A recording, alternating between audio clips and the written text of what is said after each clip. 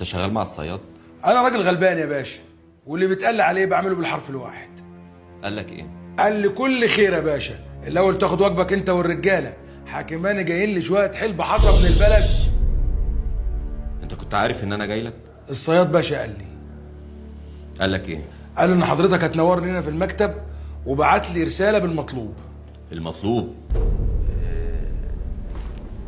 السلاح يعني يا باشا، السلاح يعني.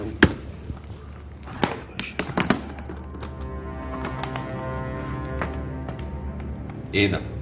ده عربون صغير كده يا باشا، عشان مجيتك لغايه عندنا ما تكونش على الفاضي. انا عايز اقابله. اللي اعرفه يا باشا ان هو ما بيحبش يبان في الصوره. انت شغال مع الصياد بقالك قد ايه؟ من زمان يا باشا، ده انا اعرف الصياد باشا من ايام ما كان قد الصياد؟ اول مره في حياتي اتعامل معاه يا باشا، وهو قال لي اقول لك الحقيقه.